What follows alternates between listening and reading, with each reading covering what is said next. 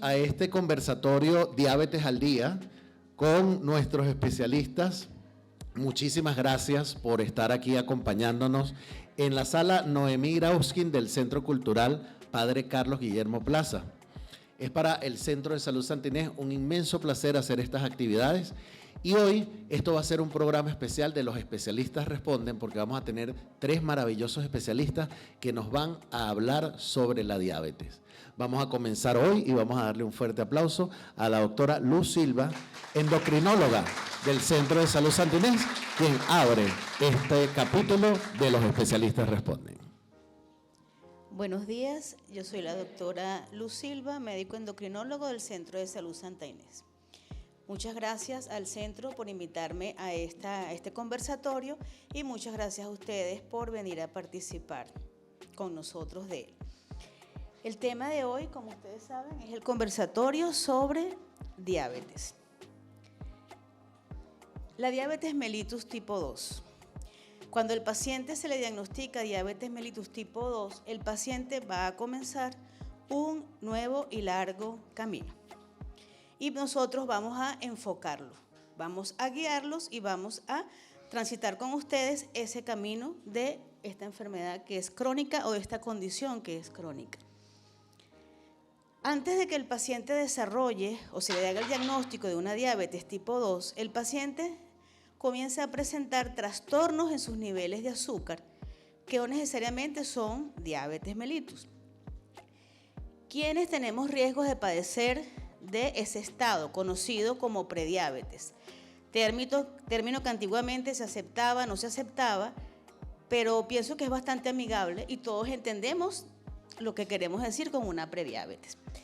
Los pacientes que tienen riesgo de padecer de prediabetes son aquellos que tienen aumento de peso, edad mayor a los 45 años, que tengan un antecedente familiar, madre, padre, abuelos, hermanos, hijos con diabetes mellitus tipo 2, que son personas sedentarias, en el caso de las mujeres que hayan tenido diabetes durante un embarazo, diabetes gestacional, o aquellas personas que aquellas mujeres que hayan tenido un hijo que al nacer pese o haya pesado más de 4 kilos.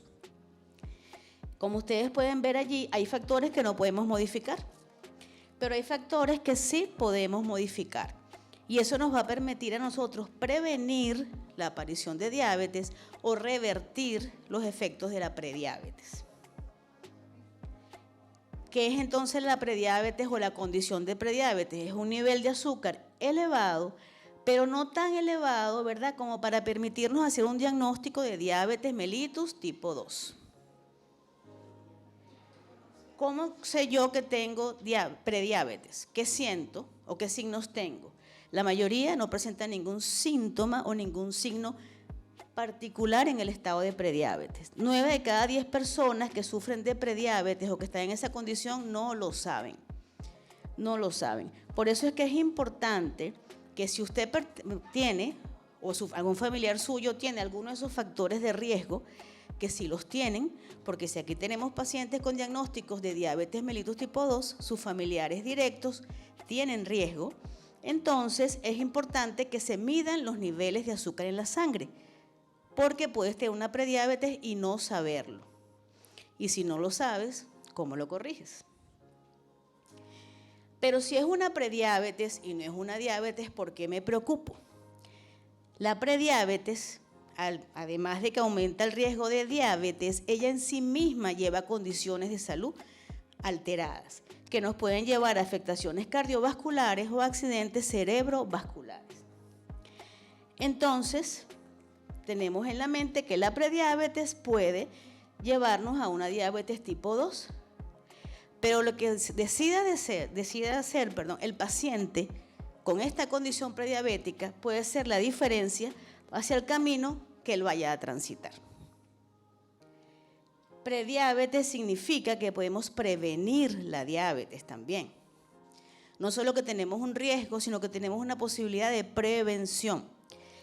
Disminuir el peso de un 5 a un 7% del peso que tenemos actualmente y realizar actividad física 150 minutos a la semana, que eso es como media hora, 5 días a la semana, disminuye el riesgo de diabetes de un 58% a un 71%, dependiendo de la edad del paciente. Es un valor, es un porcentaje de disminución de riesgo bastante significativo.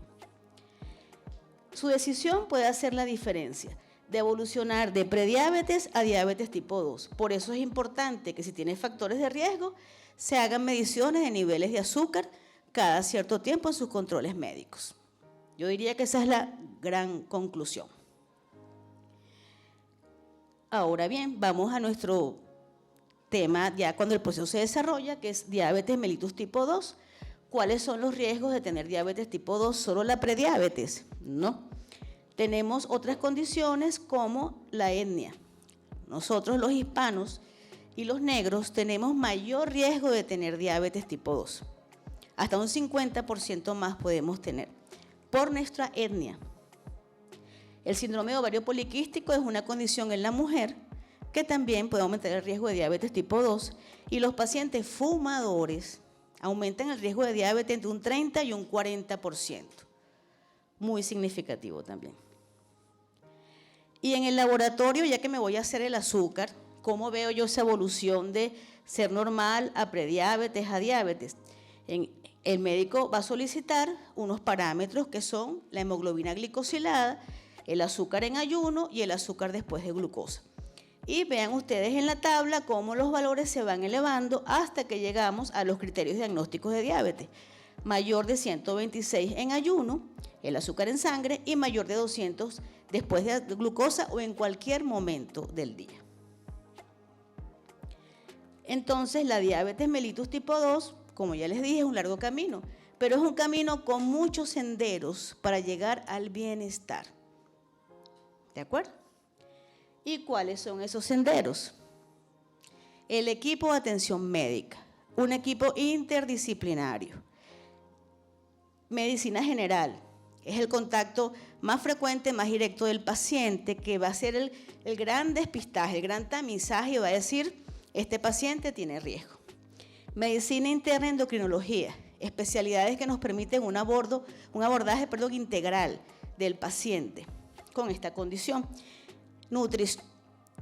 Nutrición, la especialidad que los lleva a ustedes de la mano y les ayuda a ese cambio de estilo de vida saludable. ¿De acuerdo? Y luego tenemos las especialidades como cardiología, nefrología, oftalmología, neurología, podología, dermatología, cirugía cardiovascular y otras, quizás enfoque aquí las más frecuentes, que los van a apoyar según cómo haya sido el camino y el sendero que están siguiendo para el manejo de su condición. Y todas estas especialidades con un aliado, que es el personal de enfermería, que está cercanito a ustedes muchas veces más que el médico. ¿Cuál es el otro camino, la otra senda hacia el bienestar? El alimentarse bien, que comienza con esa evaluación nutricional, esa guía del especialista de cómo comer, qué debo comer, las raciones, que es personalizado.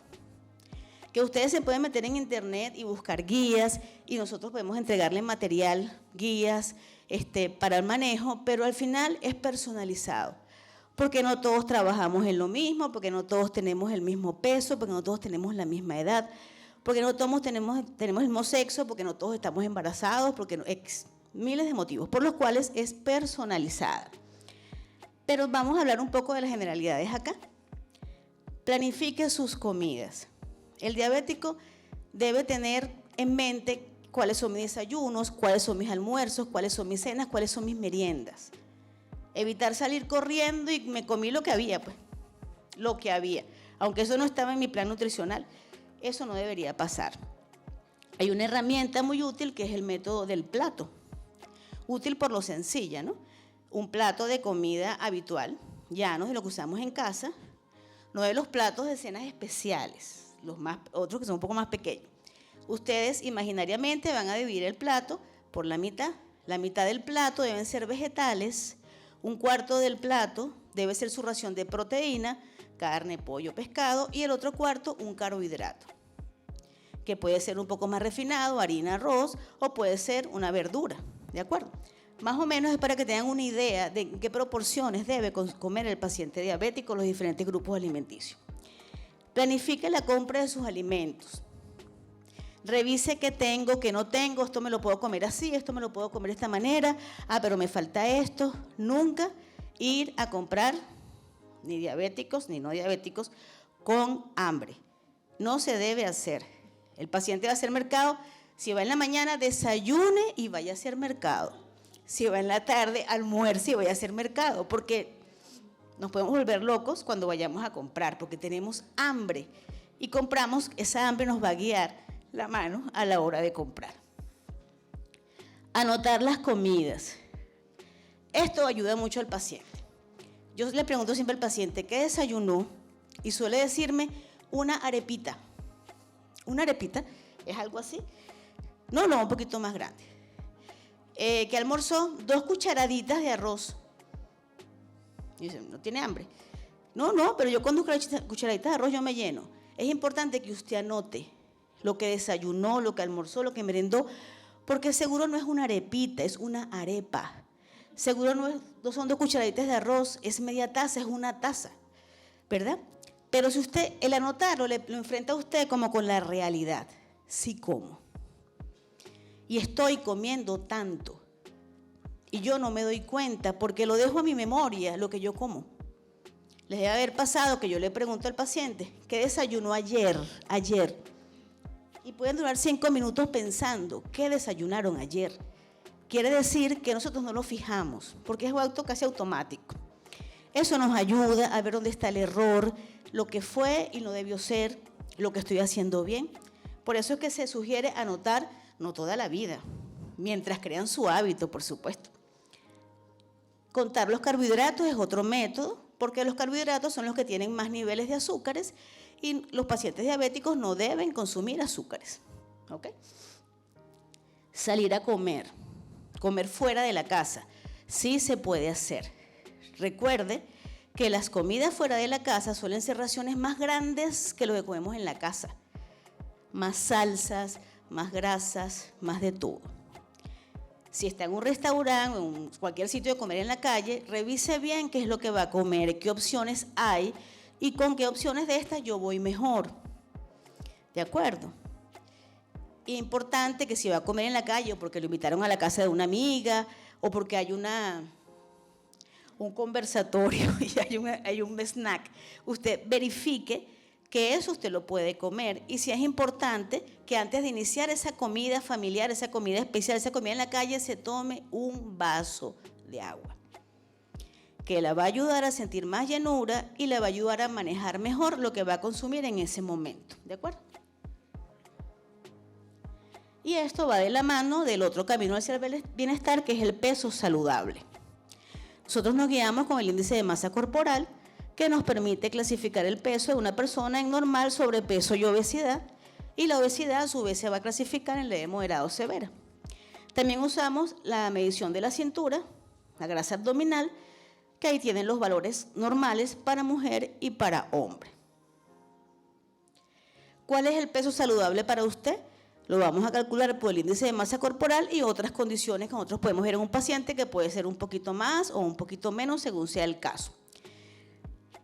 Para mejorar el peso es importante evitar el sedentarismo, ¿ok? No siempre a través de un deporte, puede ser una bailoterapia, una actividad, un deporte como la natación, pero hay otras cosas más sencillas. Si va a caminar y su condición física lo permite, camine un poco más rápido, y los quehaceres del hogar obviamente generan una actividad física que ayuda a evitar el sedentarismo. ¿Qué es importante cuando decidimos iniciar una actividad física que va un poco más allá de esto? Hacer algo que le guste. Algo que le guste, para lo que hay cierta facilidad, bien sea por la cercanía, bien sea por la hora, porque eso los va a ayudar a mantenerse en la actividad que escogieron.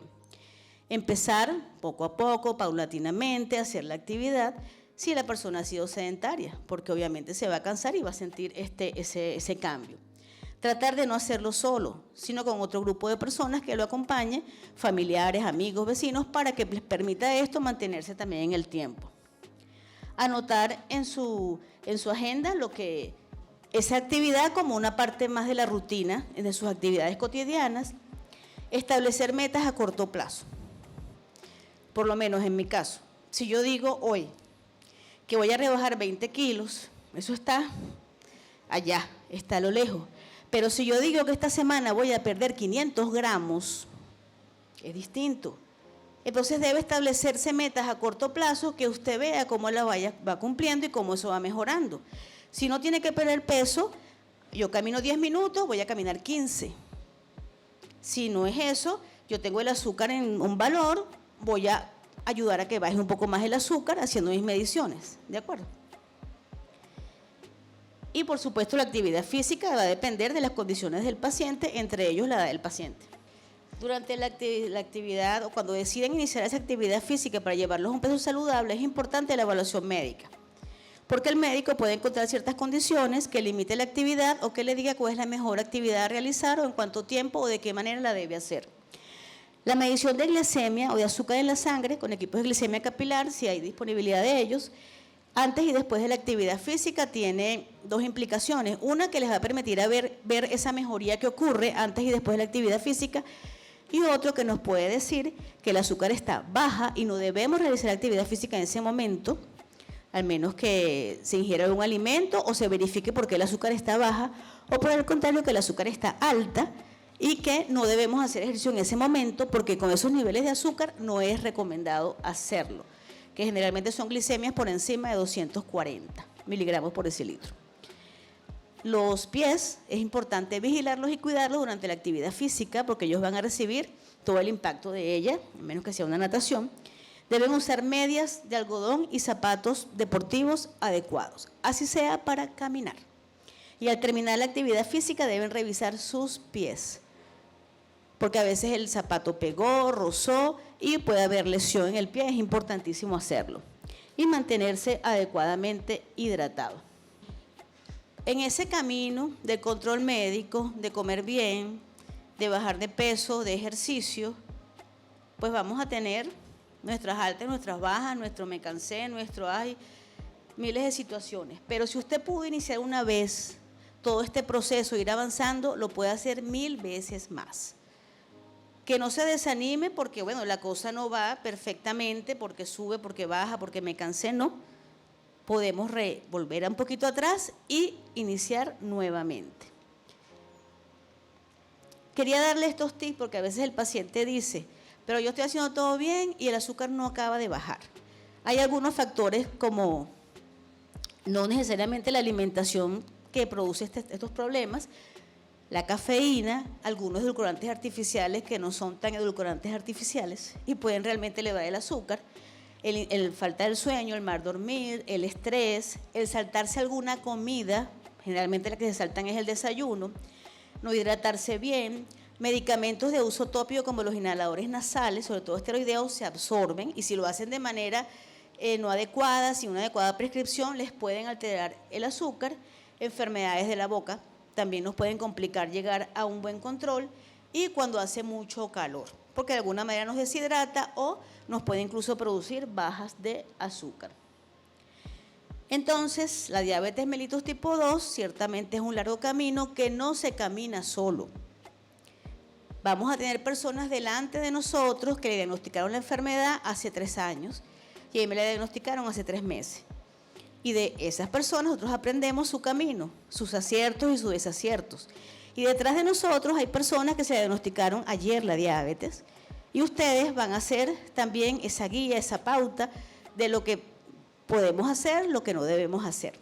Y además de eso, habemos personas que vamos a estar caminando al lado del paciente diabético, que es todo el equipo de apoyo, que es la familia y los amigos que no solamente van a estar delante y detrás, sino al lado del paciente.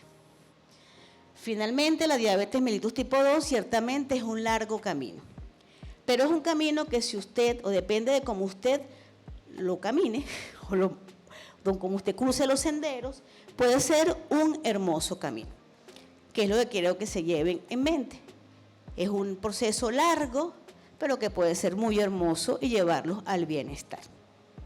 Muchas gracias.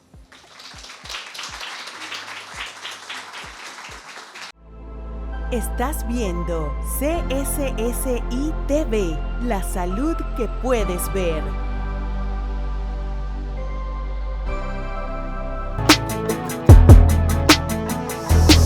Vamos a continuar entonces. Nuestro segundo especialista va a ser el doctor Adonis Leal. Él es médico internista y geriatra del Centro de Salud Santa Inés. Vamos a darle también el fuerte aplauso al doctor Adonis para recibirlo en este especial de Diabetes al Día de los especialistas responden. Bueno, muchas caras conocidas aquí, nos hemos visto en las jornadas comunitarias. Bueno, yo soy médico geriatra, especialista en personas mayores, mayores de 60 años hasta 100 y más años. Estoy a la orden. Mire, vamos a hablar de las complicaciones crónicas de la diabetes, porque la diabetes aparece a veces en la juventud, a veces en la edad adulta, pero cuando la diabetes no se controla adecuadamente va a provocar o va a hacer que esa persona tenga complicaciones. Y esas complicaciones son feas, esas complicaciones no deberían pasar. Una persona que haga su tratamiento de diabetes no se va a complicar. Entonces, lo ideal es que la persona que ya sabe que tiene diabetes tiene que hacer un esfuerzo por hacer el tratamiento, por hacer una dieta adecuada, por acudir a los controles médicos para ver cómo va evolucionando esa enfermedad. Es difícil, es complicado, yo sé, como dijo la doctora Luz, a veces se abandona un poquito el tratamiento, pero no hay que abandonarlo del todo, hay que estar siempre pendiente y atento contra esta enfermedad porque quizás no se sienta nada, pero a lo largo de los años va a llegar un momento en que se van a aparecer estas complicaciones que van a ser dolorosas para el paciente que tiene la diabetes, doloroso para la familia, doloroso para todo el entorno, va a ser muy costoso, es más barato, más económico tratar una diabetes y atenderla que atender las complicaciones, porque las complicaciones ya las voy a ver, o ya las vamos a ver aquí, que son complicaciones muy difíciles para la persona. La hiperglicemia es el aumento de azúcar en la sangre, es el factor más importante para provocar daño en las arterias. Las arterias se van a dañar con el azúcar alta, un azúcar por encima ya de 126 empieza a dañar las arterias y no nos damos cuenta.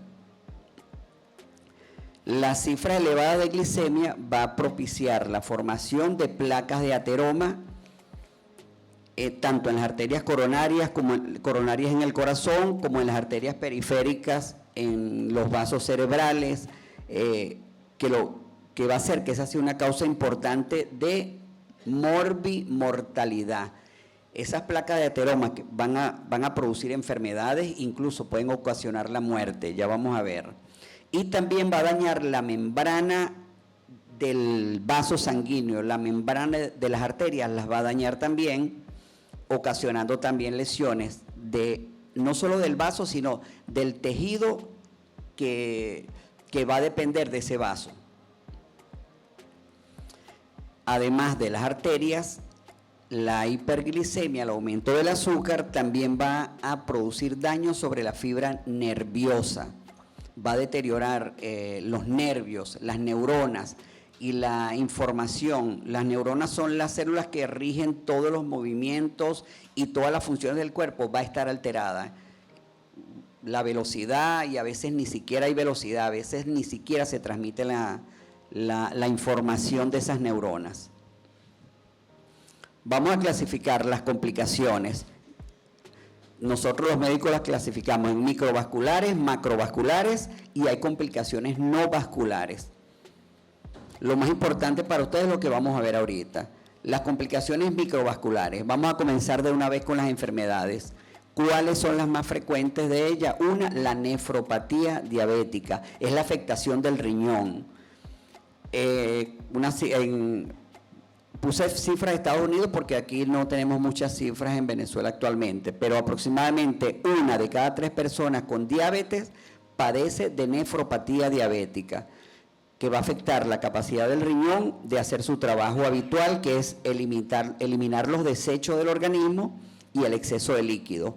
Por la orina, a través del riñón, se elimina todo lo que el organismo no necesita. Cuando se afecta el riñón, esto deja de funcionar adecuadamente. Entonces va a haber un empeoramiento en el control de la tensión arterial, se pierde proteína por la orina, van a haber edema en los pies, en los tobillos, en las manos, en los párpados. Edema es acumulación de líquido. Incluso en los pulmones se empiezan a llenar de líquido también y va a provocar disnea, dificultad para respirar, pérdida de peso, pérdida de masa muscular. Puede haber náuseas, vómito, prurito, piquiña, picazón, porque como el organismo no está eliminando los desechos, se acumulan en la piel, fatiga, cansancio. La nefropatía diabética es la enfermedad renal que puede evolucionar y convertirse en insuficiencia renal o enfermedad renal terminal, y en esta etapa las opciones de tratamiento son la diálisis o el trasplante de renal. Si ustedes han conocido a alguien que esté en tratamiento con diálisis, ustedes saben cómo es de difícil esto. Es ir 3 veces a la semana, 4 veces a la semana, conectarse en una máquina por tantas horas. Es algo costoso, es algo que cansa al paciente y cansa al entorno, a la familia. Entonces, ya tenemos un motivo por el cual tenemos que controlar el azúcar en la sangre. Otra de las complicaciones microvasculares es la neuropatía diabética. Un nivel de glucosa sanguínea alto va a dañar los nervios en todo el cuerpo. Afecta con mayor frecuencia los nervios de las piernas y de los pies. La neuropatía periférica es el tipo más común de la neuropatía periférica, de la neuropatía diabética, y afecta primero los pies y las piernas, después las manos y los brazos. Va a haber una capacidad reducida para sentir dolor. Se disminuye la sensación de dolor, y esto es peligroso porque no se sienten los pies apretados, no se sienten las pullas, no se sienten las heridas, y por eso evoluciona, y eso es rápido, evoluciona muy rápido y se forman esas heridas, esas llagas, esas ronchas en los pies. La sensación de hormigueo o ardor, calambres, dolores punzantes, debilidad muscular, sensibilidad extrema al tacto. Algunas personas sienten disminución de las sensaciones y otros aumento de las sensaciones del dolor. Y el pie diabético, que bueno, es una de las entidades, bueno, es que yo no puedo decir cuál es la más fea, porque todas son feas las complicaciones. Por eso, repito por 4ª, 5ª vez, hay que controlarse la diabetes. Fíjese, aquí más o menos un esquema que se puede sentir con la afectación de los nervios periféricos. Una sensación de ardor o de hormigueo o como corrientazos, como picaduras en los pies o como sensación de un frío intenso, doloroso. Voy a poner una imagen bastante fea para que les dé miedo, para que se asusten, de lo que puede producir un pie diabético. Fíjense. Muchas veces el tratamiento del pie diabético es con antibióticos, con limpiezas, retirando todo ese tejido negro, pero otras veces es con amputación. Se amputa la parte de la mitad del pie, o se amputa todo el pie, se amputa la pierna hasta la rodilla o incluso hasta arriba de la rodilla. Todo depende de la evolución. Esto asusta, entonces hay que controlar la diabetes. Ok, otra de las complicaciones de las microvasculares de la diabetes es la neuropatía autonómica. El sistema nervioso autónomo va a controlar muchas funciones del organismo que no son voluntarias, como la tensión arterial, la frecuencia cardíaca, la sudoración, la vejiga, el aparato digestivo y los órganos sexuales. Los síntomas: hipotensión ortostática, esto es que las personas cuando están sentadas o acostadas y se levantan, le baja mucho la tensión y se marean. Eso le pasa mucho a las personas con diabetes. La incontinencia urinaria o fecal, no aguantan retener la orina porque están afectados los nervios, o dificultad para tragar porque está enlentecido el movimiento de la deglución. En las mujeres, sequedad vaginal, les afecta la vida sexual, Y en los hombres, disfunción eréctil. Y esto no es mentira, es verdad. Una persona que tenga 10 años o más con diabetes y no se la ha controlado, le puede pasar esto. Y es muy triste que esta es o sea, son condiciones que se pueden evitar 100%. Si usted se controla, está seguro de que no va a tener ninguna complicación. Las radiculopatías diabéticas, otra complicación microvascular, son síntomas que se presentan en uno de los lados del cuerpo, un dolor fuerte, puede ser en el glúteo, en la cadera o en el muslo, debilidad, atrofia de los músculos, dificultad para levantarse al estar sentado, dolor en la pared abdominal o torácica, son las neuritis. Esas neuritis intercostales, esas neuritis del nervio ciático, la padecen mucho las personas con diabetes de larga data. La retinopatía diabética es causada por el daño de los vasos sanguíneos del tejido sensible a la luz que se encuentra en el fondo del ojo, que es la retina. ¿Por qué? Bueno, porque los niveles de azúcar altos en sangre van a provocar obstrucción de los pequeños vasos. Vimos que el mecanismo de lesión es que va a obstruir, se van a tapar las arterias. Entonces, al taparse las arterias, hace que el mismo organismo produce o hace que se formen nuevos vasos, nuevas arterias. Pero como estas nuevas arterias no se forman adecuadamente, pueden sangrar, y al sangrar dañan la retina. Son las hemorragias de la retina que son muy frecuentes en las personas que no se controlan la diabetes. Las personas comienzan a sentir manchas o como unas hebras así en la vista que nadan o sea, la ven, cosas nadando, hilos nadando, ven visión borrosa. La visión es variable, a veces está un poquito mejor que otra, pero nunca está completamente bien. Hay zonas de las visiones oscuras. Las personas describen que de aquí para acá no ven nada, ven algo blanco o algo negro, no ven nada, o la pérdida completa de la visión.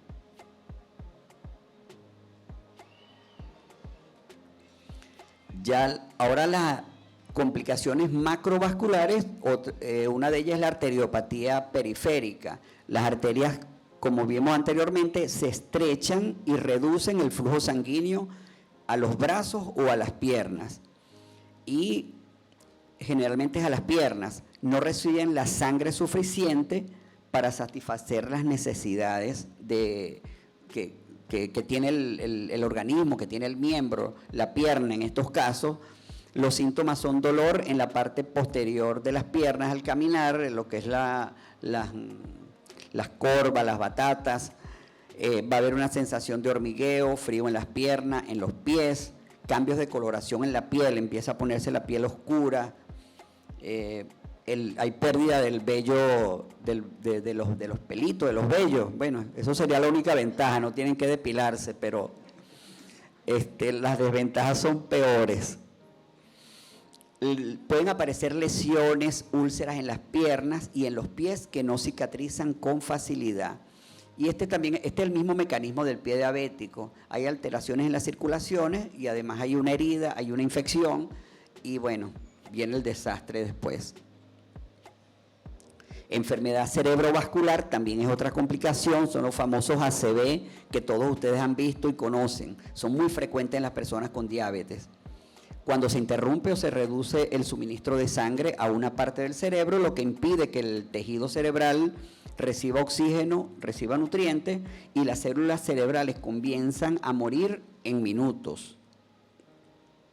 ¿Cuáles son los síntomas? Bueno, la persona que le da un ACV, los síntomas ustedes los conocen, puede dejar de hablar de un momento a otro, o pueden dejar de entender. Hay parálisis de una parte de la cara, de un brazo, de una pierna, de ambas piernas, de ambos brazos o de todos los miembros.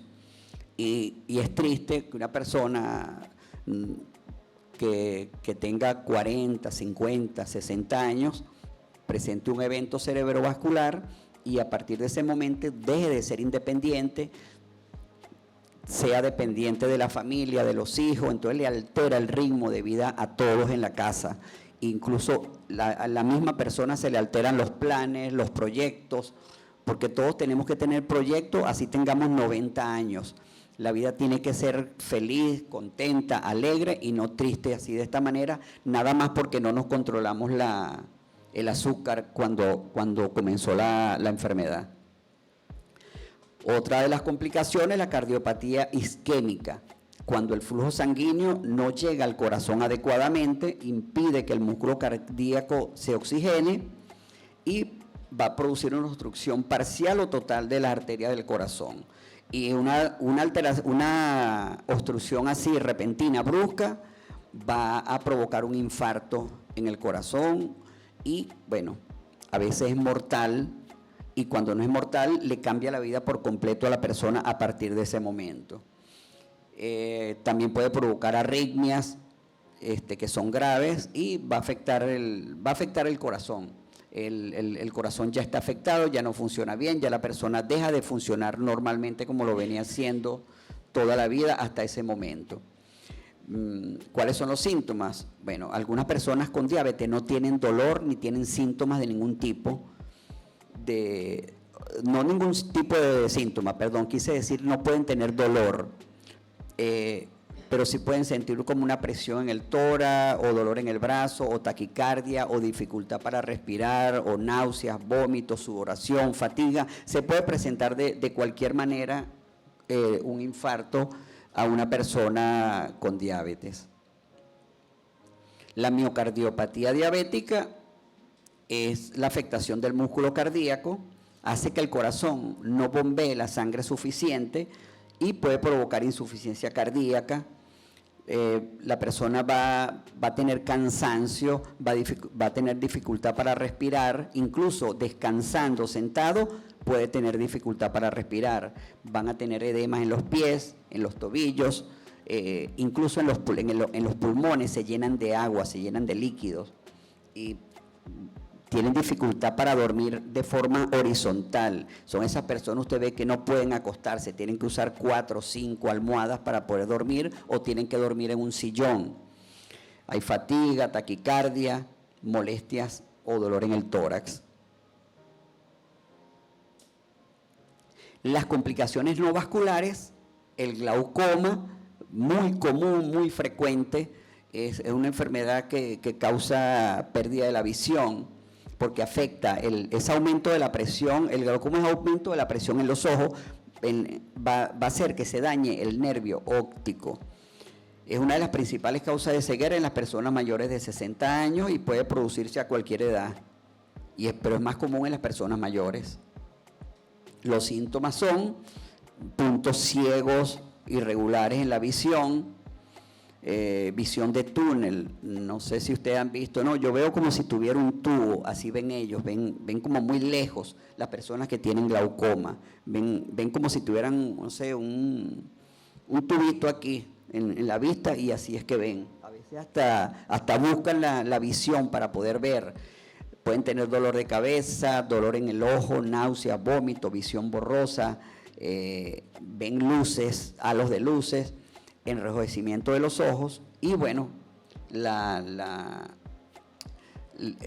daño mayor es la pérdida de la visión. Las cataratas es otra de las complicaciones no vasculares, es una opacidad del cristalino. El ojo tiene aquí enfrente un cristalino que es un lente. Ese lente se pone opaco, es como si tuviéramos, las personas con glaucoma ven como si tuviéramos un vidrio opaco enfrente, no se ve nada, o sea, no se ven detalles. Entonces es una visión nublada que es difícil leer, ver, conducir, hacer cualquier actividad.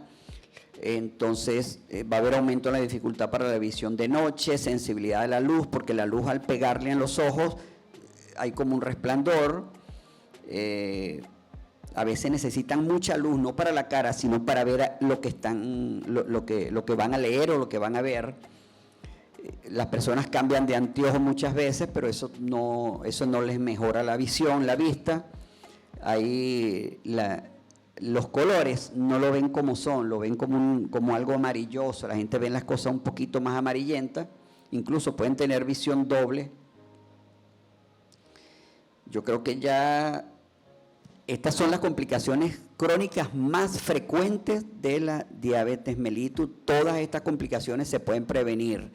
Cuando ustedes tengan ya el diagnóstico de diabetes o la sospecha que tienen diabetes y van al médico y se la diagnostique, a partir de ese momento tienen que controlarse la diabetes de por vida. La diabetes no se cura. Esas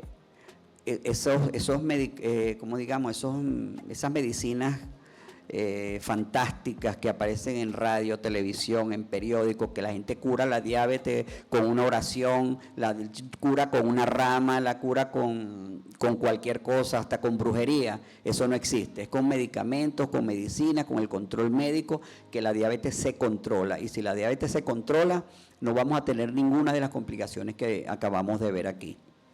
Bueno, muchas gracias.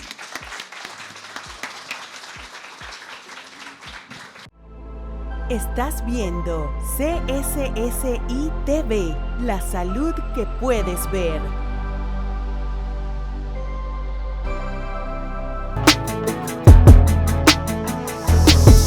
Bueno, muchas gracias, doctora Donis. Importantísimas estas informaciones que estamos recibiendo el día de hoy. Mientras le damos la bienvenida a nuestra doctora cardiólogo del Centro de Salud Santa Inés, la doctora María Luisa Berrisbeitia, que recibimos con un aplauso. Mientras ellos preparan ahí su presentación, quiero recordarles que ya es tiempo, los que tienen preguntas, de irlas escribiendo para que después de la intervención de la doctora podamos nosotros hacer las preguntas y que se lleven ustedes claridad. Voy a reiterar algo que les dijo Mariana. La importancia de estos encuentros es que si no tenemos la diabetes todavía o ya la tenemos, aquí estamos recibiendo información. Y esa información nos permite prevenir, nos permite cuidarnos, nos permite que las cosas no avancen más o buscar la orientación que necesitamos para curarla. Y eso es lo importante de la promoción de estilos de vida saludable, que la información nos llegue y nos permita accionar con respecto al padecimiento que tenemos o antes de tenerlo, para que la mejor cura sea la información y no la medicina. La medicina ya es cuando ya tenemos la enfermedad. Vamos a informarnos, vamos a evitar, y esa va a ser siempre nuestra mejor medicina. Ojalá logremos en algún momento con la promoción de estilos de vida saludable que erradiquemos las enfermedades totalmente a fuerza de información. Ojalá así sea, ¿verdad? Bueno, doctora, bienvenida. Otro aplauso para usted. Buenos días. Buenos días. Ahí está, ya se me despertaron, porque es que el frito se lo va dejando a uno así relajado, peligrosamente relajado. Menos mal que las dos personas que me precedieron dieron cosas muy interesantes que los mantuvieron despiertos. Esperemos que yo los mantenga despiertos también. ¿Qué hace un cardiólogo hablando de diabetes y de hipertensión, verdad? Ustedes dirán, cardiólogo, ¿y qué está haciendo aquí hoy? Señores, la diabetes y la hipertensión son enfermedades que van de la mano. Si una persona tiene diabetes, tiene 4 veces más posibilidades de tener hipertensión que si no tiene diabetes. Y un hipertenso tiene la posibilidad 4 veces mayor de ser diabético que uno que no es hipertenso. ¿Por qué? Porque se dañan los vasos, las arterias, como les dijo muy bien el doctor. Esa es la base de todo el problema. Yo les voy a hablar hoy de hipertensión y después les voy a hablar de cómo se relaciona con la diabetes. La hipertensión arterial. Para una persona, antes se decía, una persona mayor, si tiene 140/90 está bien. No, no es cierto. Ahora se considera hasta 130/80 y por eso le dejé el 140/90, porque se van a encontrar quizás en un sitio donde les tomen la atención. No, tú estás bien, tú tienes muchos años, tú puedes tener 150, 140, eso no es así. Mis pacientes que están bien controlados tienen 130, 80, 120, hasta 110 y se sienten muy bien. ¿Por qué? Porque se ha demostrado por estudios que cuando pasa del 130/80 empiezan los infartos y los ACV. Cuando un paciente tiene diabetes o tiene insuficiencia renal, tiene que cuidar muchísimo la atención. ¿Por qué? Porque él está en mayor riesgo que los que no tienen enfermedades del riñón. Se complica mucho más el paciente diabético hipertenso que no tiene la tensión controlada que el paciente que sí tiene la tensión controlada. ¿Ok? Tiene muchos menos infartos, tiene mucho menos ACV. ¿Qué puedo hacer para controlar la tensión? Ejercicio. ¿Tengo que trotar? ¿Tengo que subir la montaña? No, tiene que caminar. Lo importante en el ejercicio no es la fuerza del ejercicio, es el tiempo de ejercicio. Yo puedo trotar 5 minutos y eso no sirve para nada. Pero yo camino 30 minutos y eso sí sirve para mejorar la tensión y para mejorar la diabetes. Evitar los ejercicios anaeróbicos. ¿Qué son los ejercicios aeróbicos? Caminar, trotar, nadar, bicicleta, bailoterapia, que es chévere. Ahora, ¿cuáles son los anaeróbicos? Los que son malos. Levantar peso, hacerse flexiones, ¿ok? Todo lo que sea resistencia produce aumento de la tensión. Consumir productos lácteos bajos en grasa, ¿ok? Eso es importante porque el doctor les dijo que las arterias se tapan. Ustedes vieron el dibujito de la arteria con una cosa amarilla adentro, ¿verdad? Esa cosa amarilla adentro que está tapando la arteria es el colesterol. Si ustedes comen mucho colesterol y son diabéticos o son hipertensos, se van a obstruir las arterias y van a tener todas las complicaciones de las que habló el doctor. Hay que comer pescado, carne roja desgrasada. El pollo, por favor, le quitan la piel antes de cocinarlo, no después que ya lo cocinaron. Yo tengo una paciente que la hija la descubrió que ella le quitaba la piel al pollo y cuando la hija salía hacía muy bien, chicharrones de pollo. Entonces, ¿qué pasa? Que se está matando ella misma porque eso es puro colesterol. ¿Ok? Aquí hay algo que se los puse a propósito porque es evitar el consumo de huevo. Eso es un mito. El huevo se puede comer. Se sabe ahora que el huevo no aumenta el colesterol. Son buenas noticias. ¿Ok? Porque por lo menos el huevo no está tan caro.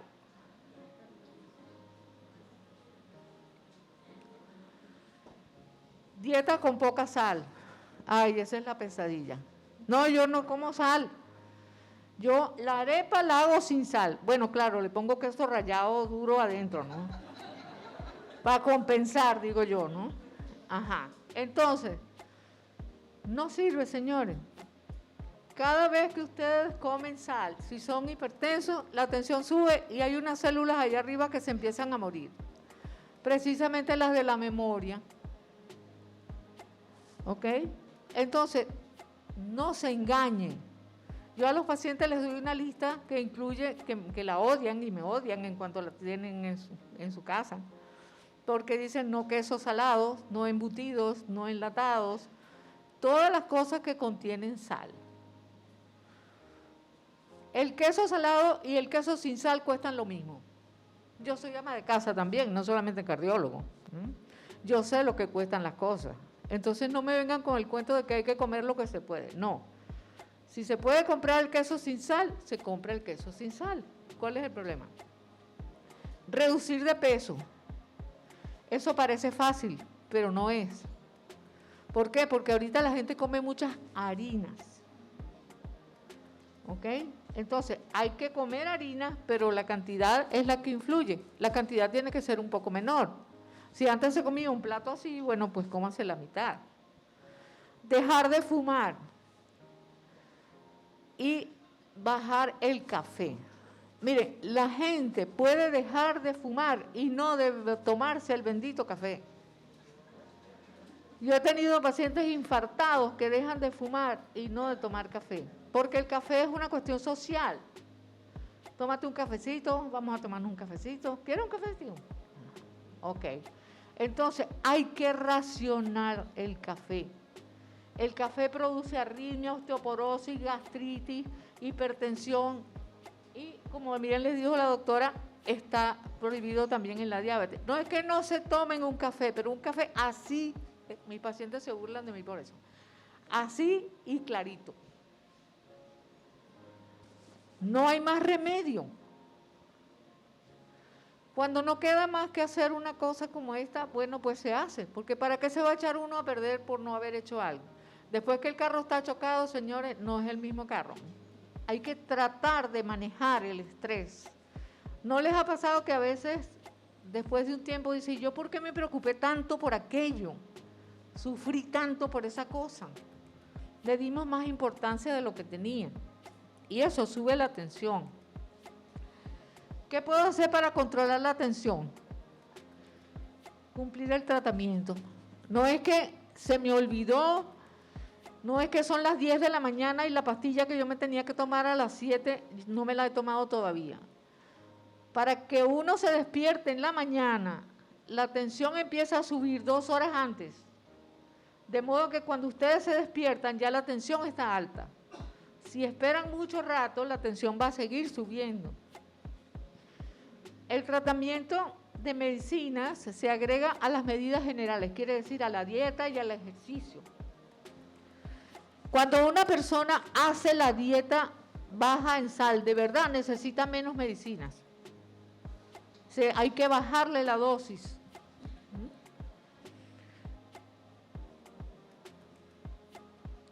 Esto es muy importante, señores. La tensión es una enfermedad traidora. La mayor parte de las veces no da síntomas.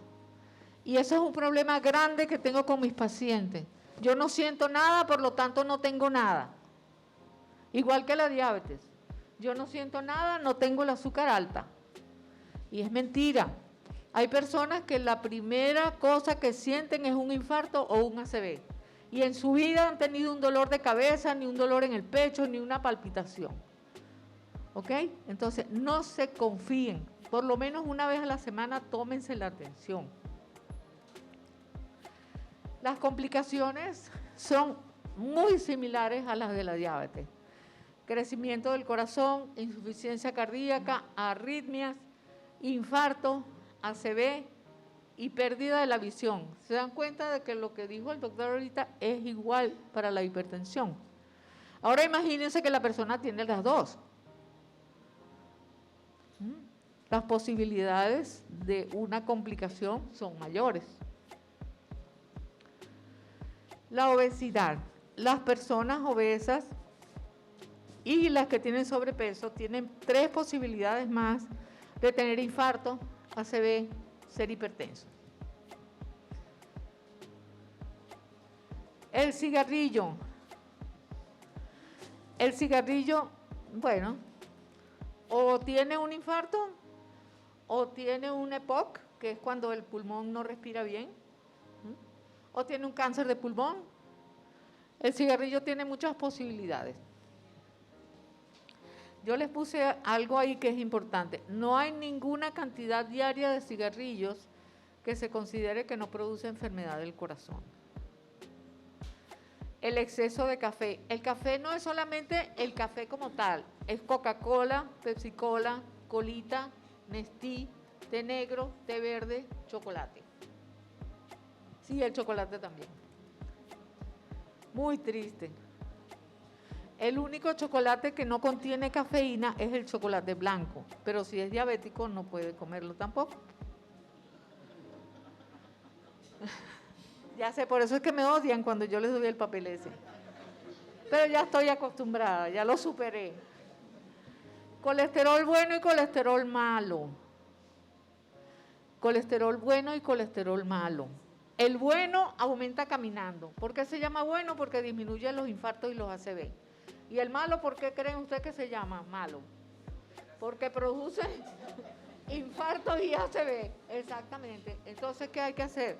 Disminuir el malo y aumentar el bueno. Disminuir el malo, bajando las grasas. Y aumentar el bueno haciendo ejercicio. así, ya esto se los dije. Lo que les decía antes, sin grasas, sin frituras. Hay gente que no puede vivir sin fritura. No tienen otra forma de cocinar. Claro, esa es la más fácil. Simplemente lo fríes y se acabó. ¿Ok? Pero no es la más sana. Los triglicéridos. Los triglicéridos producen los mismos efectos que el colesterol malo cuando está alto. No hay que descuidarse de eso de que yo tengo el colesterol bien, pero tengo los triglicéridos malos. Los diabéticos, se los puede decir la doctora, tienen muchas veces colesterol bien y los triglicéridos altos.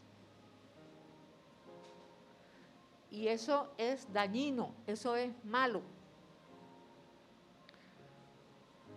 El sedentarismo, el corazón necesita que la persona haga ejercicio para aumentar las reservas. El ejercicio es como si ustedes tienen un banco del corazón y le ponen dinero ahí. Tiene dinero guardado. ¿Por qué? Porque si ustedes tienen una emoción muy mala o muy buena, el corazón aguanta cuando tiene reservas. Pero si no tienen reservas, no aguantan. Y les da cualquier cosa. El ejercicio ayuda a bajar de peso, disminuye el colesterol, la glicemia, los triglicéridos y mejora las coyunturas, las articulaciones. Si ustedes tienen una puerta que nunca la abren, ¿qué le pasa a las bisagras? Se oxidan. Bueno, las personas son iguales que las bisagras de las puertas. Si ustedes no se mueven, se quedan tiesos. Y después, es que yo no puedo caminar, claro, porque te llevas tanto tiempo que no haces nada, que te va a costar un montón, pero sí se puede volver. Vamos a ver. El estrés conduce a infartos, ACV, arritmia y muerte súbita. ¿Qué tal el corazón ahí comiéndose ese azúcar? ¿Qué creen ustedes que le va a pasar? Le va a dar un infarto por estar de goloso. Esta es la pregunta que ustedes se tienen que hacer. ¿Tiene un paciente diabético mayor posibilidad de ser hipertenso que un paciente no diabético?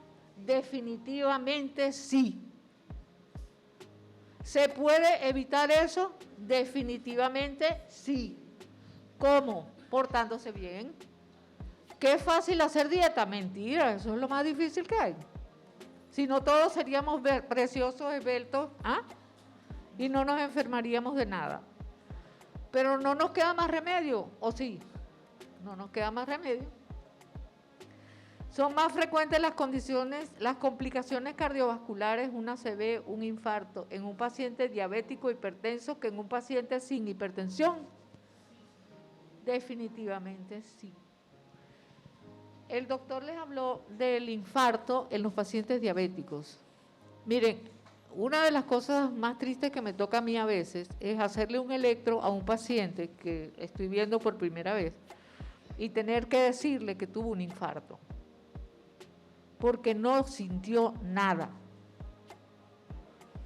Y tiene su infarto en el electro y le hacemos un ecocardiograma y ahí está el infarto. No sintió nada. Y así como no sintió ese, no siente otro. Y hasta ahí llegó.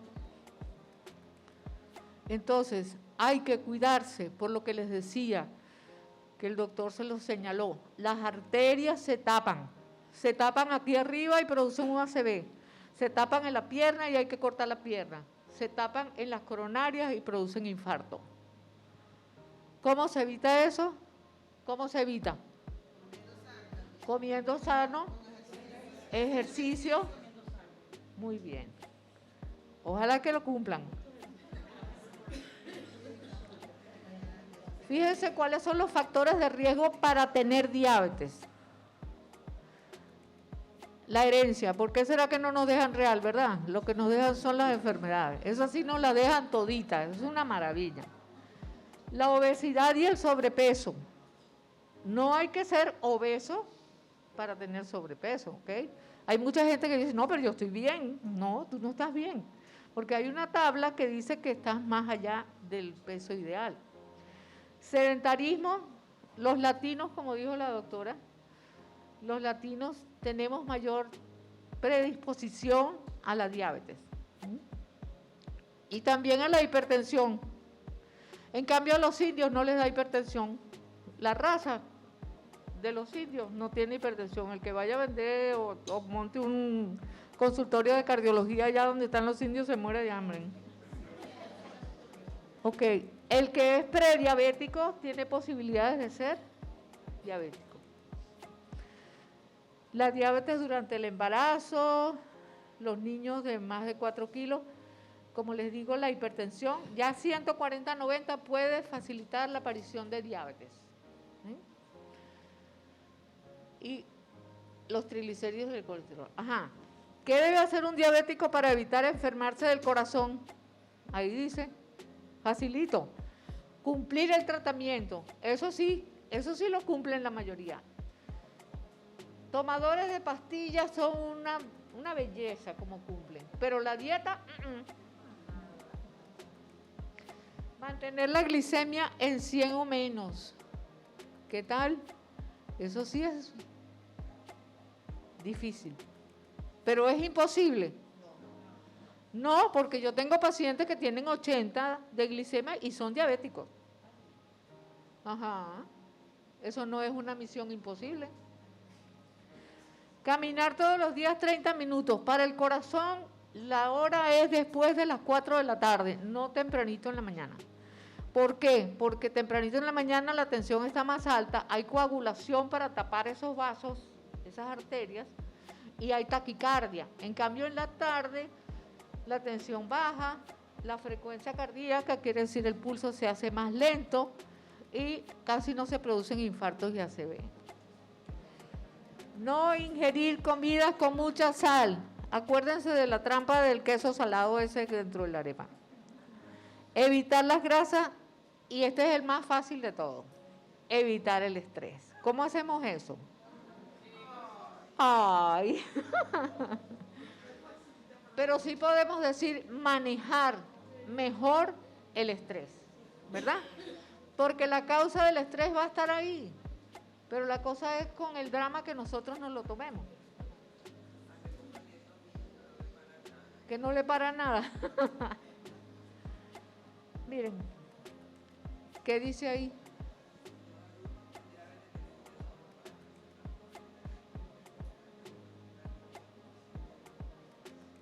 Quiere decir, no hay que sufrir de la tensión para morir de un infarto o de un ACV.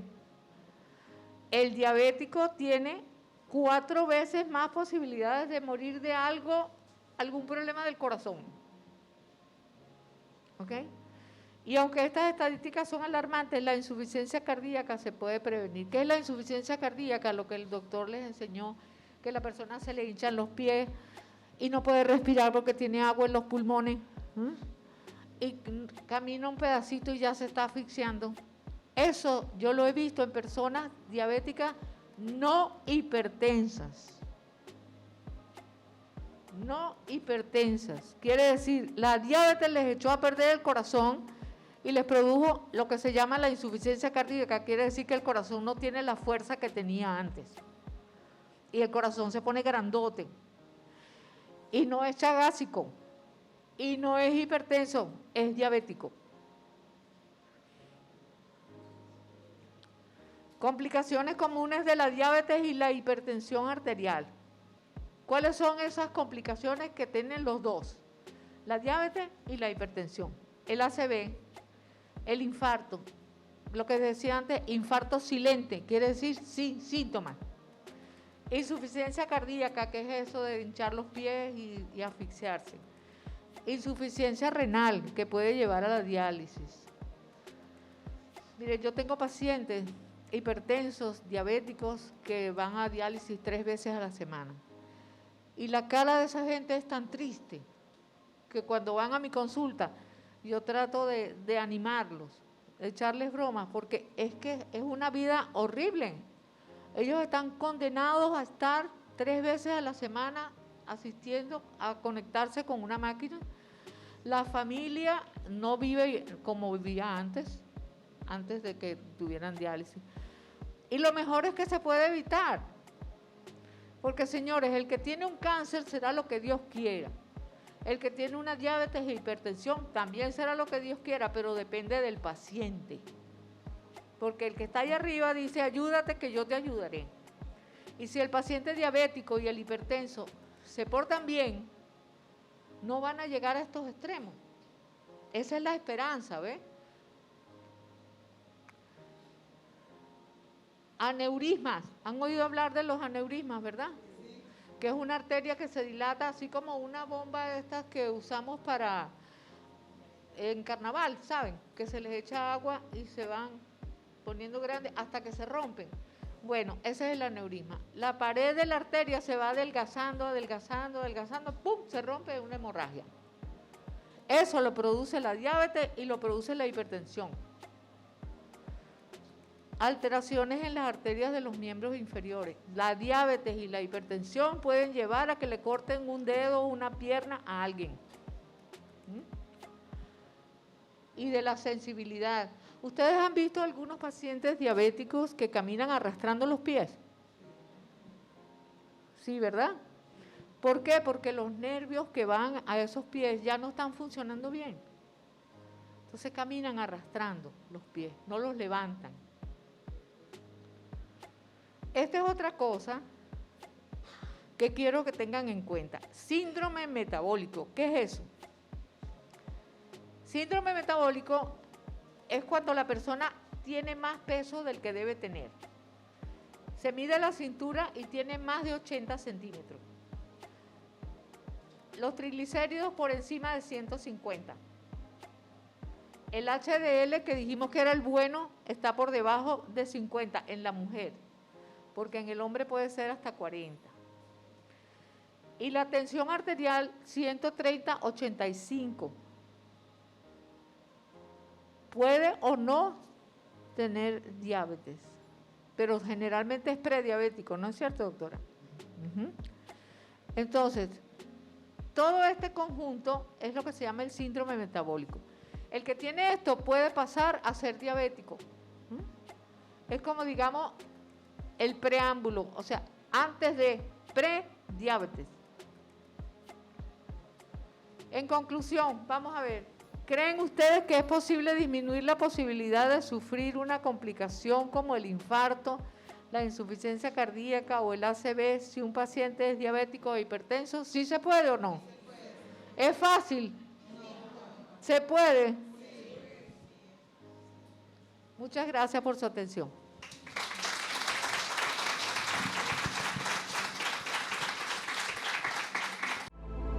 Estás viendo CSSI TV, la salud que puedes ver.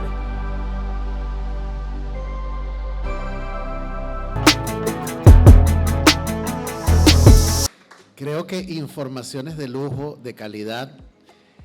Creo que nos vamos hoy con muchísima información y mucha claridad a nuestras casas, pero me imagino que habrán algunas preguntas o se las respondieron todas.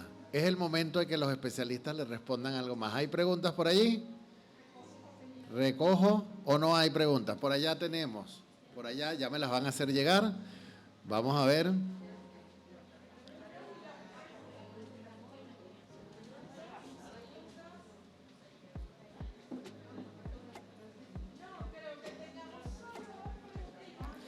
Por ahí están llegando las preguntas. Veo más preguntas por allí.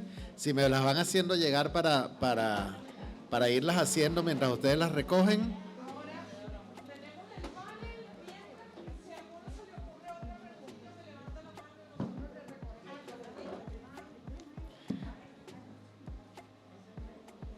Bien, entonces vamos a comenzar entonces, que ya tengo preguntas aquí, me las hacen llegar con las muchachas que están por ahí.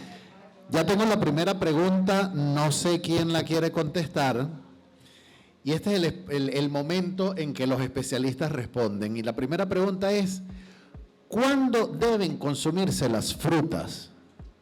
¿Quién la quiere responder?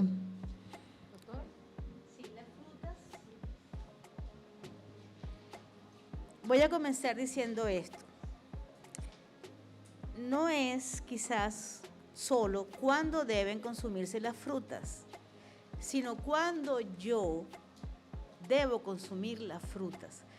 ¿Por qué les digo esto y les hago hincapié? Porque me preocupa mucho el tema de que el paciente tiende a generalizarse siempre. Mi amigo me dijo porque él se las come así, porque tengo una amiga que se ve y se la mandaron así. No.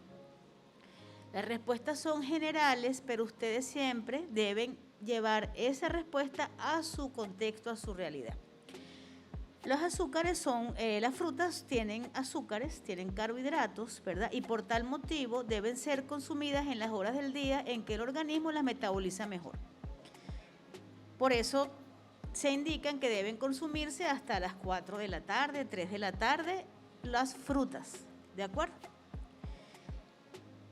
Es importante que la fruta sea consumida en trozos y no en jugos, porque al licuarla, la absorción de esos carbohidratos aumenta y por lo tanto los niveles de azúcar en sangre van a aumentar.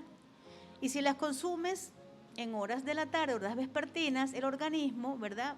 Sus mecanismos para la absorción y metabolización de esos azúcares están disminuyendo y entonces también van a aumentar sus niveles de azúcar en la sangre.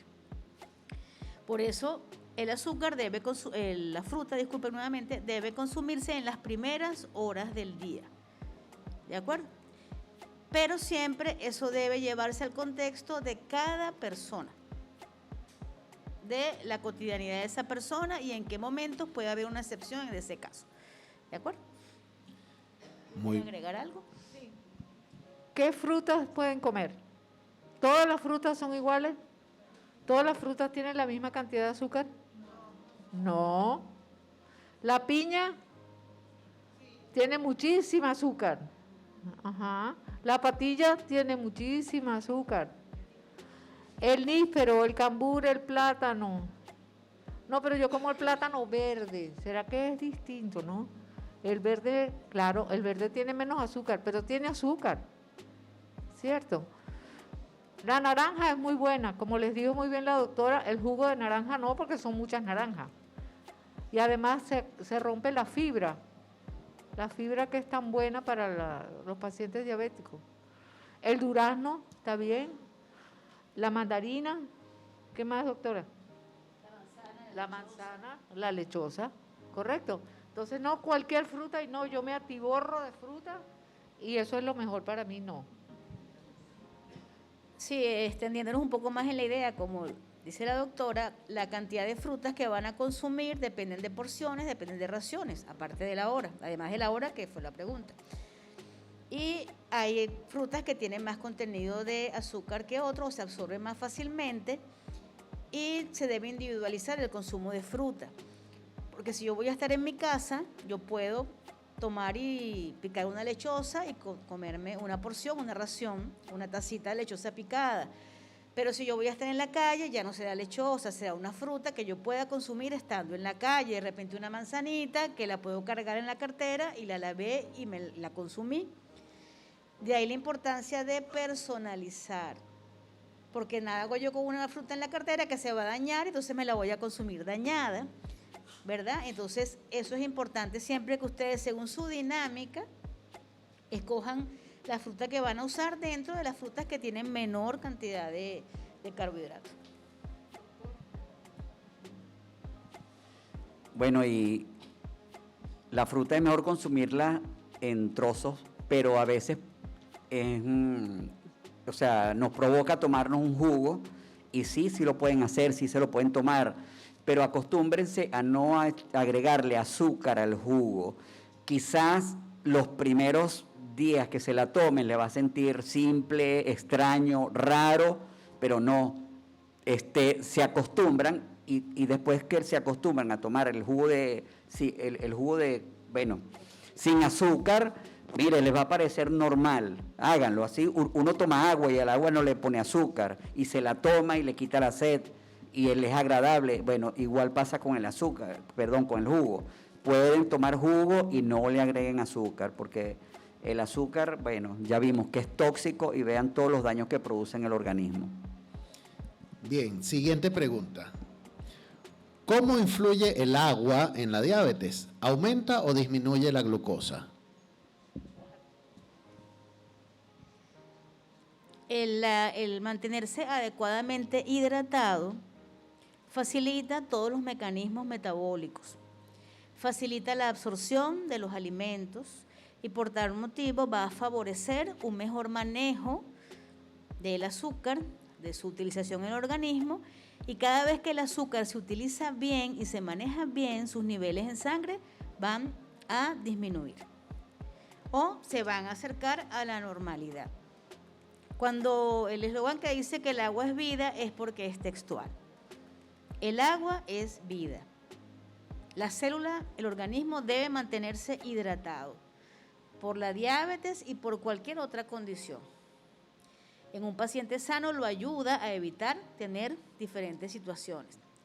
Por supuesto, en un paciente diabético que tenga una condición renal o otro proceso asociado, va a tener cierta restricción de líquidos en general. Por la ingesta de agua, en la mayoría de los casos, es siempre saludable. Y sí los va a ayudar con la digestión, los va a ayudar con la sensación de hambre. Por eso a veces se manda antes de las comidas, los va a ayudar al tránsito intestinal, a la evacuación, los va a ayudar a mantener el riñón hidratado, funcionando adecuadamente y yo diría 100% saludable y 100% mejora el metabolismo del paciente diabético. Esa pregunta me la hizo un paciente el otro día, porque él estaba descompensado con la diabetes, o sea, tenía el azúcar muy alta y estaba orinando mucho. Entonces él a cada rato tomaba agua e iba para el baño, tomaba agua e iba para el baño. Pero eso es producido, ¿por qué? Porque el azúcar está muy alta. ¿Sí? El azúcar actúa como un diurético, elimina agua por el riñón. Pero es importante lo que dijo la doctora, si ustedes tienen problemas renales, la persona que le está viendo el riñón, el nefrólogo, le va a decir la cantidad de agua que usted puede tomar. Si usted tiene insuficiencia cardíaca y está hinchado y lleno de líquido los pulmones, no puede tomar más de 1 litro de líquido en general al día. Ahora, si usted no tiene ninguno de estos problemas y no toma agua, se le va a echar a perder el riñón. ¿Por qué? Porque el riñón es el que bota la basura, lo que sobra en el organismo. Si ustedes le dan agua, él lo bota.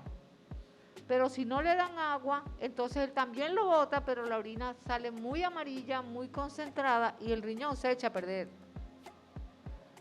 Entonces hay que tomar líquido para no sobrecargar de trabajo al pobre riñón. Bueno, lo dijeron todo, pero hay que tener en cuenta que las personas mayores les da poca sed y no por eso tienen que dejar de tomar agua. No, las personas mayores generalmente las bocas se les seca, sí, pero no tienen sensación de sed. Entonces, recomendación a los mayores y a los que tienen sus padres mayores, anímenlos a que tomen agua varias veces al día, porque eso les va a ayudar bastante para la salud. Hay un centro en el cerebro que es el centro de la sed, así como hay uno para el hambre. Pero el centro de la sed en muchas personas no trabaja. Y no solamente, en la mayoría de los que tienen más edad sí, pero también hay gente joven en la que no trabaja ese centro. Y cuando sienten sed es porque ya están deshidratados. Entonces, mosca. Bien, siguiente pregunta. Con un nivel normal de azúcar y con edad menor de 60 años, ¿por qué existe retención de líquido en miembros inferiores, hormigueo, varices? ¿Qué se puede hacer?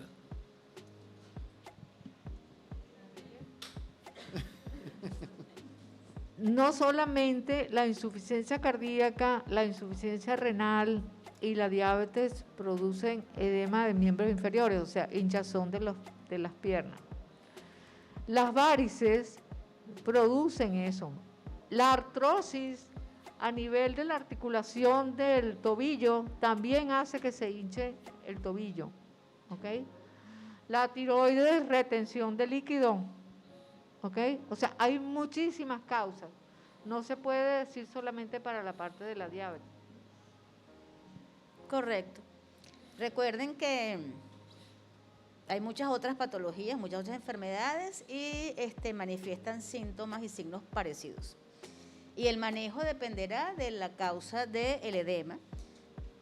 Si es por insuficiencia venosa, se mandará un tratamiento para insuficiencia venosa y medidas generales para insuficiencia venosa. El tratamiento depende del diagnóstico, del por qué el paciente tiene el edema. Y probablemente el edema es el que está condicionando los otros síntomas asociados también. Esto que sigue no es una pregunta, pero yo lo voy a leer y ustedes responderán. Estilo de vida. 1. Me da por comer una cucharadita de azúcar. El corazón siento que se me hincha. ¿Qué se le hincha? Bueno, el azúcar, como vimos en el organismo, el azúcar es adictivo, el azúcar produce daño en las células, en las arterias, en las neuronas.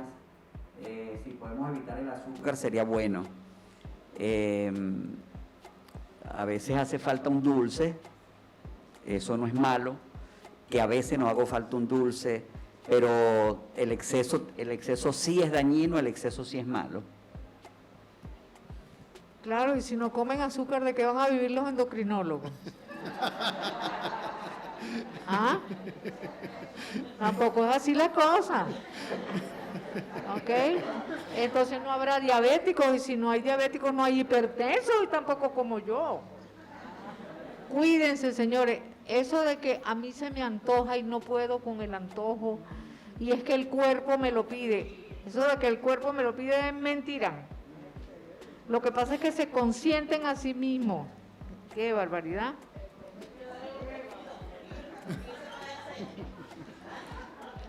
El tema del consumo de azúcar refinada en los pacientes diabéticos es 0 azúcar. 0 azúcar refinada. Es azúcar. Entonces, ¿qué pasa? El paciente, como dice la señora, dice, pero yo cuando hay una ocasión especial me puedo comer un pedacito de azúcar. Un pedacito de torta, perdón. Sí, mientras tu mente y tú internalices que eso es una excepción. Porque el paciente comienza que todos los días hay un motivo especial.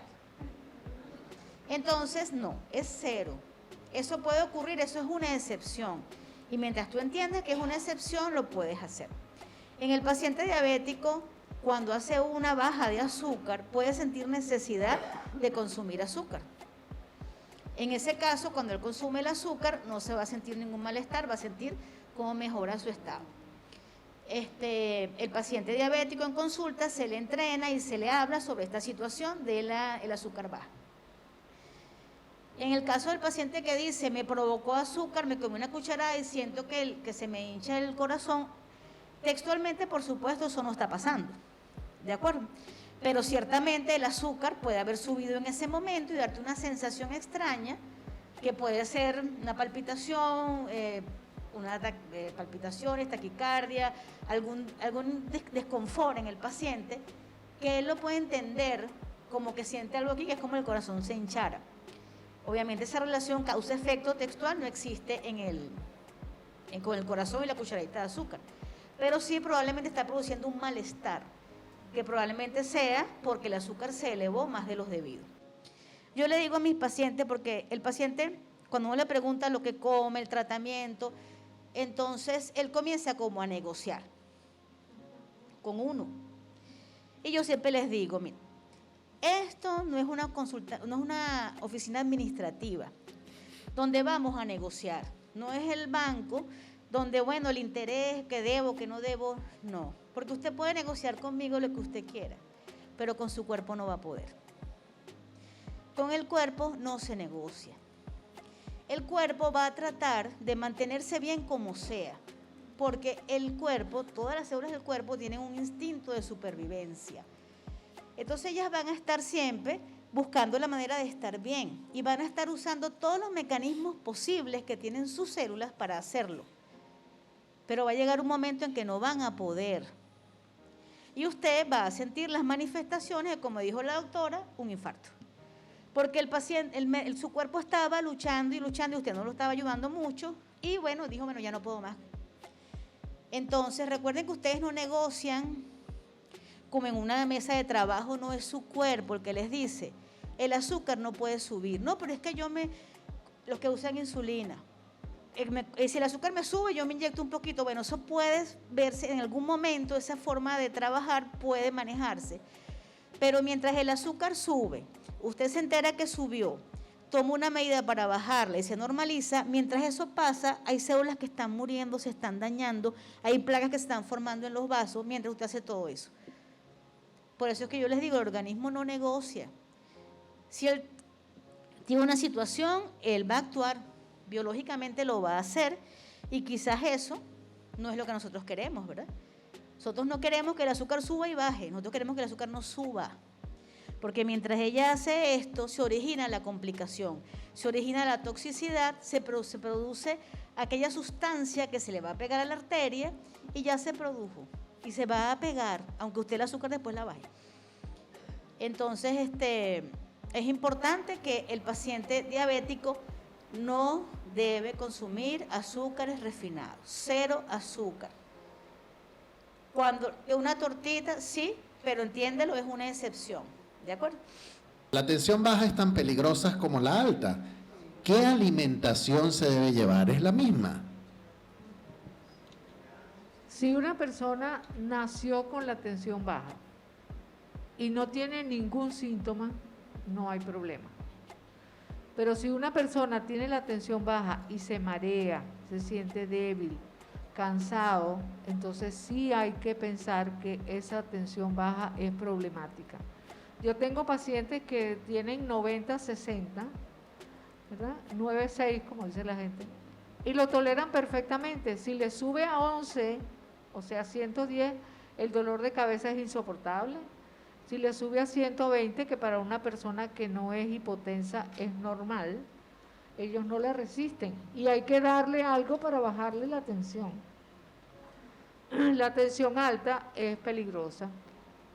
La tensión alta a partir de 130-80 ya empiezan las complicaciones. Hay infartos con 150, hay infartos con 140. Entonces, realmente la hipertensión es más peligrosa que la hipotensión.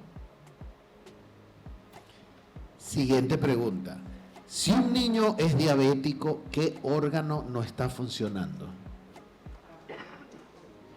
La diabetes que presentan los niños es la diabetes mellitus tipo 1 y la afectación es del páncreas. El páncreas es la glándula que produce la hormona que regula el azúcar y en estos casos, por diferentes procesos, no se produce la insulina que él requiere para poder manejar el azúcar. Entonces, el órgano primario afectado es el páncreas y ya después puede desarrollar complicaciones. ¿Qué de cierto hay que tomando metformina se baja de peso?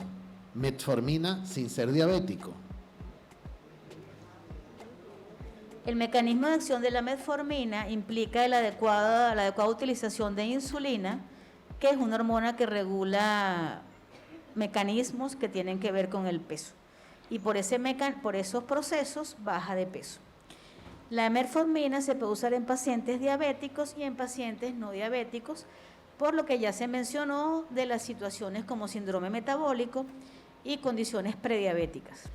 En esas condiciones donde no hay diabetes, pero hay trastornos metabólicos de la vía de los carbohidratos, del azúcar, está indicada la metformina, siempre por un médico. Esa última frase, doctora, es fundamental porque hay muchas personas que toman metformina, incluso 1000 miligramos de metformina, el azúcar se les va al piso y se caen, porque se lo dijo el vecino. Esos vecinos son una cosa seria. Han matado a más de uno. La hora para medirse la tensión cuando una persona está padeciendo de ella, ¿cuál será? Yo les dije cuando estaba hablando de la hipertensión que 2 horas antes de que uno se despierte, la tensión empieza a subir para que la persona se pueda activar. Cuando se despierta en la mañana es una hora muy importante para tomarse la tensión, y cuando en la noche se vaya a acostar. Antes de tomar las pastillas, no después de tomar la pastilla. ¿Por qué antes? Porque si yo le administré un medicamento en la noche, yo quiero saber si le cubre toda la noche hasta la mañana, para que vuelva a tomar otra vez la pastilla. Entonces, antes de tomar la pastilla en la mañana, antes de tomar la pastilla en la noche. Y si acaso durante el día tiene algún síntoma, por supuesto. Aquí creo que estas van a ser las 2 últimas preguntas, porque son 2 en una. Dice, ¿una persona diabética o hipertensa puede vivir muchos años? ¿Todas las personas diabéticas se mueren de ACV o un infarto?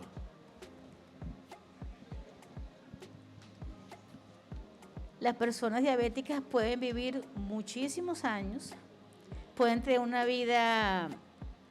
diabetes controlada, una vida sin macro o microcomplicaciones, como las que mencionó el doctor, y pueden fallecer de cualquier otra condición que no tenga ninguna relación con el trastorno que tiene del azúcar, que es la diabetes.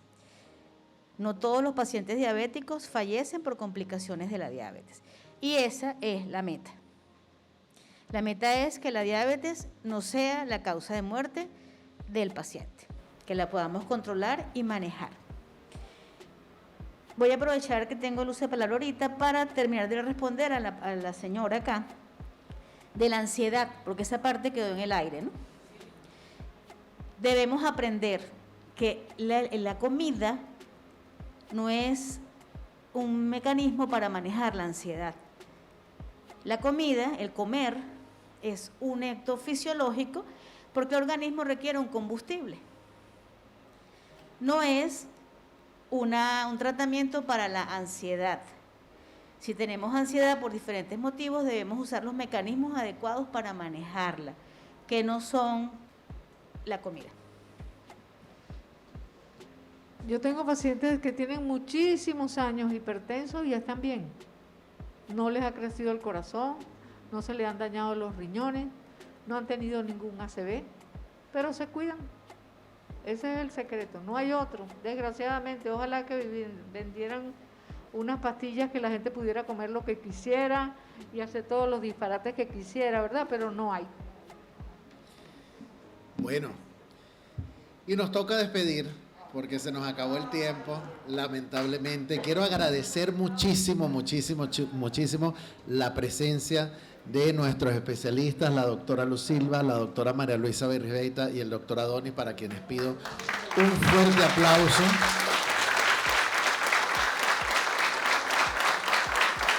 Quiero agradecerles inmensamente a todas estas comunidades, primero a nuestros amigos del Club de Diabetes, a nuestros amigos de allá de Caricuao que están por ahí, a nuestros amigos de Kennedy que también vinieron, a nuestros amigos de La Vega, de La Pradera, nuestros amigos de Santa Ana de Antímano, nuestros amigos de Nazaret, todas las comunidades donde hacemos vida, que me encanta que hayan venido, de verdad no saben lo gratificante que ha sido para nosotros.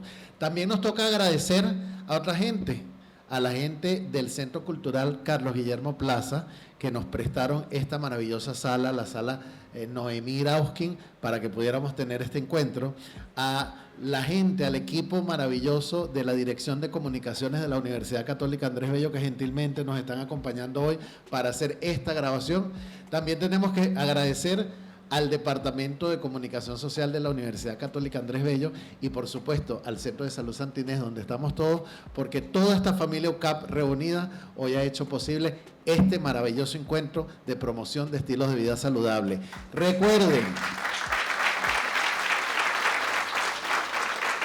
estamos a través de YouTube, nos pueden ver los que tienen redes sociales, en CSSI TV a través de YouTube, los especialistas responden, donde van a encontrar esto. Nos quedaron muchísimas preguntas para hacer episodios con estos maravillosos especialistas y nos vemos en un próximo encuentro. Muchas gracias.